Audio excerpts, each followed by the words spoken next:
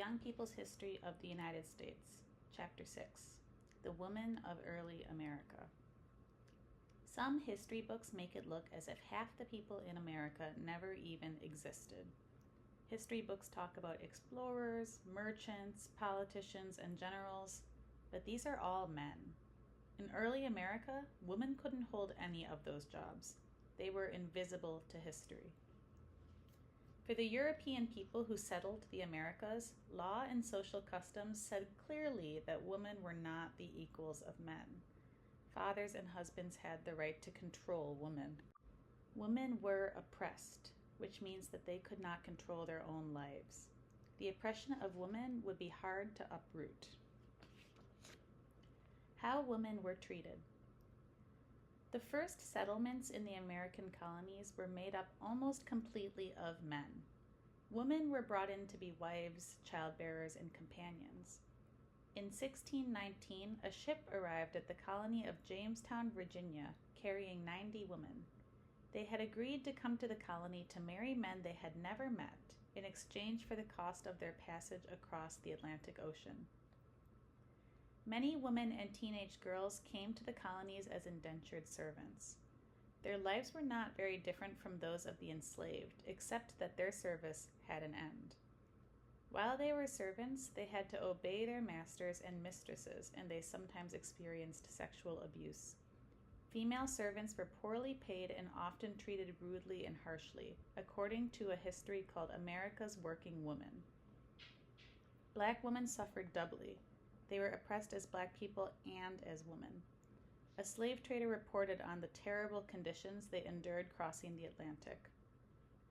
I saw pregnant women giving birth to babies while chained to corpses which our drunken overseers had not removed. On the board the ship was a young Negro woman chained to the deck who had lost her senses soon after she was purchased and taken on board. Even free white women faced hardships. Giving birth and raising children were difficult in a time when medical care was poor and disease was common. 18 married women came to America on the Mayflower, the Pilgrim's ship. 3 were pregnant. Less than a year later, only 4 of the women were alive. Childbirth and sickness had taken the others. Laws and ideas carried over from England were another burden for women. Under the law, when a woman married, her husband became her master. Husbands had the legal right to control their wives in every way. A man could physically punish his wife, although he could not kill her or give her a permanent injury. Her property and possessions became his. If she earned money, that was his too. Advice to a Daughter was a best-selling English book. It claimed that inequality in sexes was a fact of life. Many Americans read this book, which said that men were meant to be the lawgivers and that they had more power of reason, more thinking ability, than did women. But in spite of powerful messages that women were inferior to men, some women found ways to show their independence. Independent women. Anne Hutchinson was a religious woman in the early years of the Massachusetts Bay Colony. She stood up to the church fathers by insisting that she could read the Bible and figure out its meaning for herself, and so could other ordinary people. Hutchinson went to trial twice. The church put her on trial for heresy, the crime of holding beliefs that were not approved by the religious leaders. The government of the colony put her on trial for standing up against its authority. Hutchinson was ordered to leave the Massachusetts Bay Colony. When she left for Rhode Island in 1638, 35 other families followed her. Later, Hutchinson went to Long Island. American Indians there thought that she was one of the enemies who had cheated them out of their land, and they killed her and her family. Another woman in the Massachusetts Bay Colony, Mary Dyer, was hanged because of her rebellious beliefs and behavior. Few women took part in public affairs such as politics, but during the American Revolution, the pressures of war brought some women into public life. Women formed patriotic groups, carried out anti-British actions, and wrote articles for independence. In 1777, women even had their own version of the Boston Tea Party. Abigail Adams described it in a letter to her husband, John Adams, a lawyer and one of the founding fathers. When a rich merchant refused to sell coffee at a fair price, a band of women marched to his warehouse. After one of the women threw the merchant into a cart, he handed over his keys, and the women helped themselves to his coffee and left. Abigail Adams wrote, "A large concourse of men stood amazed, silent spectators of the whole transaction." On the frontier, when skill and labor were in short supply, some women had the chance to prove that they were equal to men. Before and after the Revolution, they worked at important jobs such as publishing newspapers, running shops, and managing inns. Other women, and children too, worked in their homes, spinning thread for local plants to weave into cloth. When industry started to be an important part of the economy, women were pulled out of the home and into factory jobs. But at the same time, there was pressure for women to stay at home where they could be more easily controlled. What some claimed to be the perfect woman began to appear in sermons and books. Her job was to keep the home cheerful, religious, and patriotic. She was supposed to be her family's nurse, cook, cleaner, seamstress, teacher, and flower arranger. She shouldn't read too much, and certain books must be avoided. Above all, a woman's role was to meet her husband's needs. Women at work. While preachers and writers were praising proper womanly behavior, women started pushing against the limits that society set on what they could do. They couldn't vote or own property. They couldn't go to college or study law and medicine. If they worked, their wages would be much less than men's for the same jobs. But women were going to work. In the 19th century, many of them found jobs in textile or cloth-making factories where they operated new industrial machines such as power looms. Out of every 10 textile workers, 8 or 9 were women. Most of these women were between 15 and 30 years old. These working women led some of the first industrial strikes. They walked off their jobs in the textile mills to demand higher wages and better working conditions. The earliest known strike of female factory workers came in 1824 in Pawtucket, Rhode Island. 10 years later, when a young woman was fired from her job in Lowell, Massachusetts, other young women left their looms in protest. One of them climbed onto the town pump and made a fiery speech about the rights of women. Catherine Beecher was in Lowell at the time. Beecher later became a reformer who worked to improve education for women. She wrote about the mill system that inspired the women's revolt. "I was there in midwinter, and every morning I was awakened at 5 by the bells calling to labor. Then, half an hour only allowed for dinner, from which the time for going and returning was deducted. Then back to the mills to work till 7 o'clock.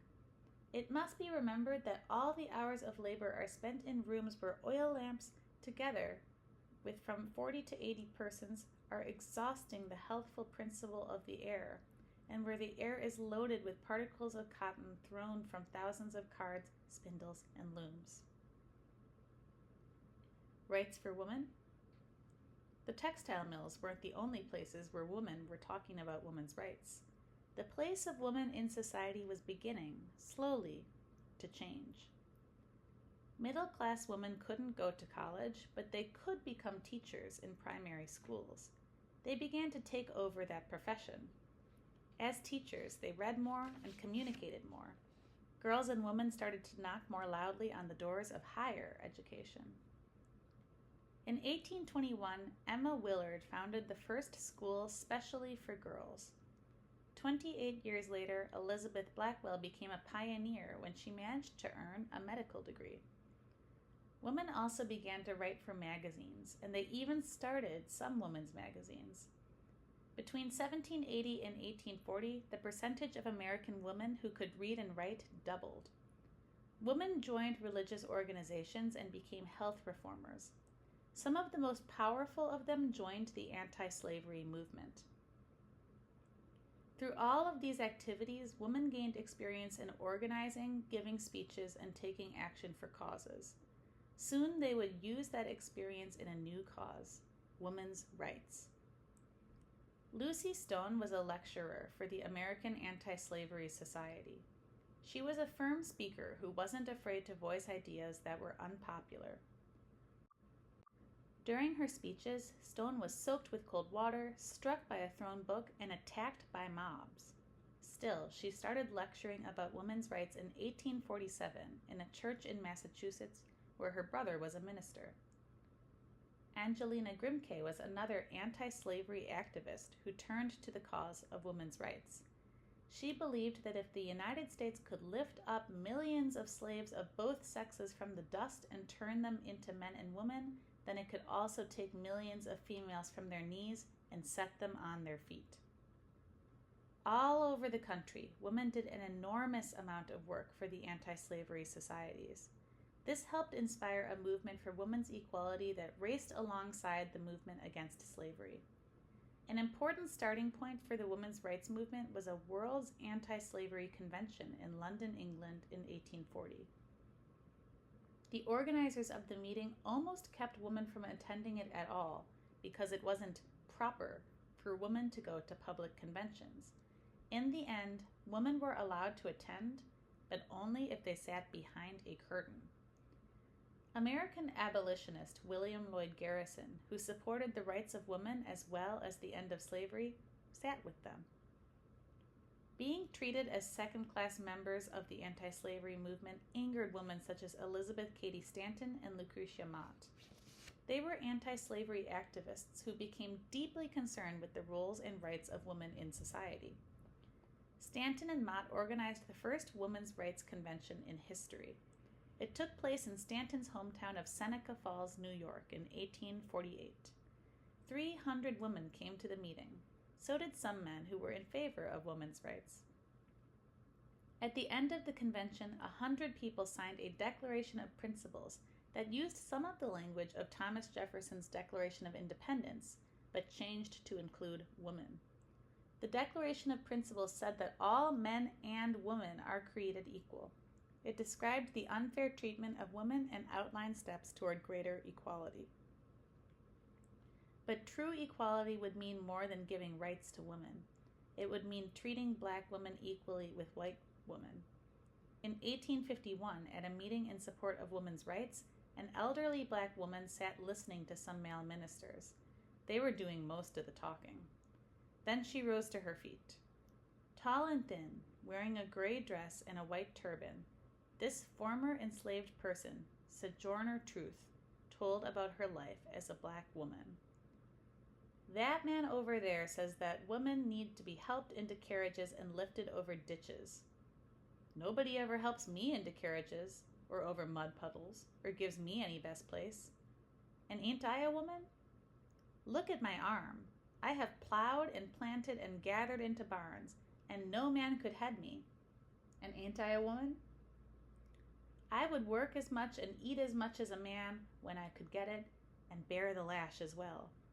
And ain't I a woman? I have borne 13 children and seen 'em most all sold off to slavery, and when I cried out with my mother's grief, none but Jesus heard me. And ain't I a woman? As other women held conventions around the country, the movement gained strength. Women were fighting back against those who wanted to keep them in a woman's place. They took part in all sorts of movements, not just for women's rights, but for prison reform, healthcare, and the end of slavery.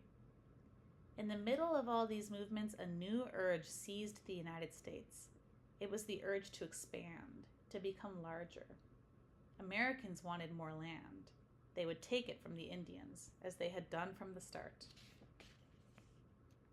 In the Revolutionary War, almost every important American Indian nation fought on the side of the British.